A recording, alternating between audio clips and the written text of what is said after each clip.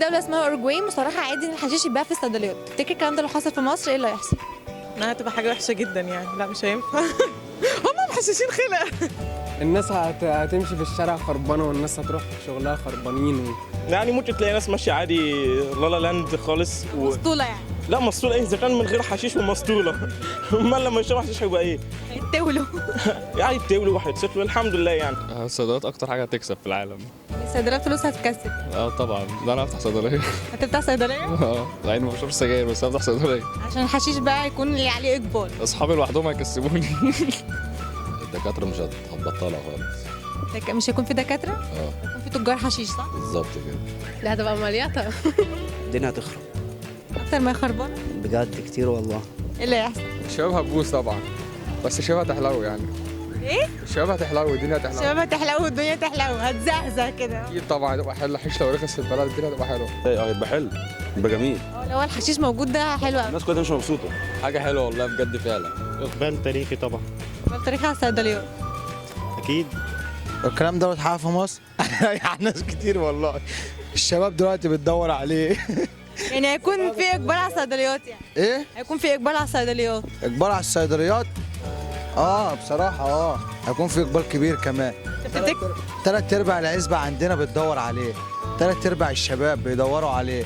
طب والله بكلمك بجد، انت فاكرها بقى؟ والله مش بقى، ده حقيقه فعلا. صور العربية اهم حاجة. لا طبعا ما ينفعش يمشي في مصر اساسا. ليه بقى؟ هي اساسا مصر محششه لوحدها. الناس هتتدلع. والله يبقى احلى حاجه والله. احلى حاجه والله. والله على الاقل الناس تبقى يبقى كله كده محدش يعني فاهمه. اي عايز اقول لك ان الصيدليات في مصر لو بقى في الموضوع ده بقى بجد هيبقى ولا فران العيش. يعني هتلاقي الناس واقفه طوابير، وهيبقى وقت العمل الرسمي مش الصبح، هيبقى بالليل في الدرع. يكون في اقبال يعني. اقبال كبير جدا. الدنيا هتخرب. كده كده خربان. لا الدنيا هتخرب اكتر. انت تفتكري مين اللي هيمسك الدعايه بتاعت المنتج؟ حسن الرداد. حاسه ان الرداد حرام عليكي. شكله حشاش. ممكن سيد رجب. سيد رجب؟ اللي هو كان طالع مع احمد رزق في فيلم اولاد رزق ده. هيكون مين يعني؟ افندينا طبعا، هو راعي المزاد في مصر. مين؟ افندينا. افندينا ده. مش تعرفيش مصطفى شعبان؟ مصطفى شعبان اللي هيمسك الحمل الاعلانيه. ان شاء الله. احمد سعد. احمد سعد؟ هو صوته فيه بحه فعلا. لا وبيصور فيديوهات بيعمل كده في الجامع. ده عامل دماغ يعني. هو اكتر واحد يصبح الخميس يصلي الجمعه الصبح. ممكن باسم سمرة. سمرة. مسلسل الكيف ده عامل شغل عالي بصراحة، الله يبارك له يعني. وانت؟ لا انا في الحوار ده مش عارف، بس انا قلت رايي بس. لا انا بخاف. لا قول. رايي لا والله ما اعرف، مش في دماغي حد معين يعني. حمدي الوزير. حمدي الوزير. احمد التباع. مش عارف اسمه ايه التاني ده بتاع واحد امباليه ده. سيد الهوا. هو انا اصلا ما فيش حد في دماغي، بس هو ما فيش تقريبا غير سامي المصري يعني. احمد التباع. احمد التباع. بتاع هبه. اي اوكا واورتيجا والناس دي. انا انت برضو؟ انا اللي هنشر الكلام ده كله. اللي هم انا بقى اللي هي بقى تبع الاسم ديت، هي بقى اللي تمشي الحركات دي، بدل ما بتروح تاخد العيال، لا هي بقى اللي ايه؟ هتوديهم. هي بقى اللي تديهم بقى، ما دام احنا بقى نبقى دوله فسدانه او كده، فالحمد لله يعني. ارشح سما المصري اللي هتعمل برنامج في الاسلام قريب. احسن واحده في العالم هتعمل اعلان للموضوع ده، لان اكيد هي عشان عامله برنامج زي كده اكيد هتستخدم منتج زي ده عشان تطلع الطاقه بتاعتنا علينا ان شاء الله. كبير السبكي، انا شايف السبكي هو اللي هيمول الموضوع ده كبير جدا. الله يرحمه بقى، ما فيش غيره غسان مطر مثلا. الله يرحمه. الله يرحمه والله. او حمدي الوزير. طب والاسم العلمي بتاعه يكون عامل ازاي؟ حشيش. حشيشه؟ حشيشه، ممكن حشيشه. حشيشه. صاحبة السعادة أو صاحب السعادة. حشيشكو. ششكو؟ حشيش بلد، شجع منتج بلد. اشرب خمور. ممكن حشيشكو. حشاشكو. كيف وبسط.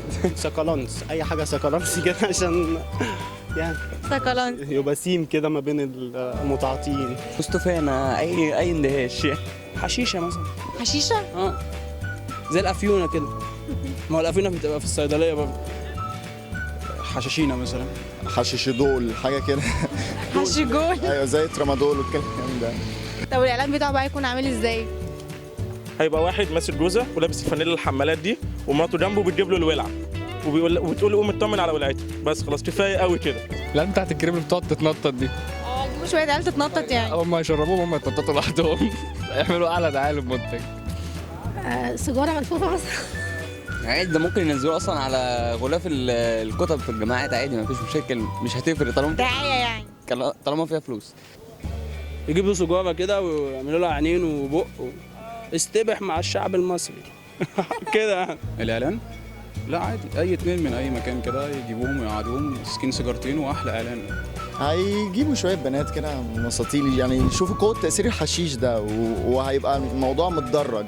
حشيش فرز اول اللي هو بيقدر يستلك في وقت قليل. متاكد انك مش بتحشش؟ لا عمري والله ما ايه حشيت. فرز اول؟ لا انا بسمعها. تفتكر ايه الاسم العلمي للمنتج؟ الاسم لا خليه حشيش، كله عارف زي بكده. ما هو حشيش ما نغيرش فيه يعني. زي ما هو ثبات على المبدا يعني. الثبات على المبدأ يعني. ايوه الشوشو.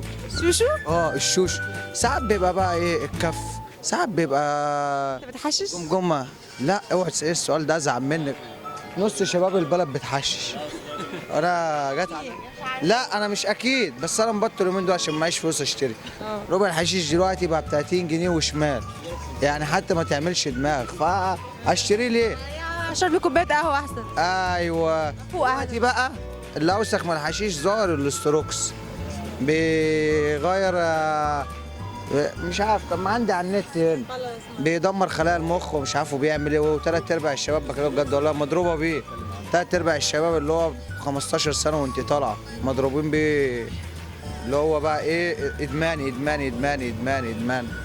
شكرا. وده تاثيره اوسخ من الحشيش. شكرا ميرسي. عفوا.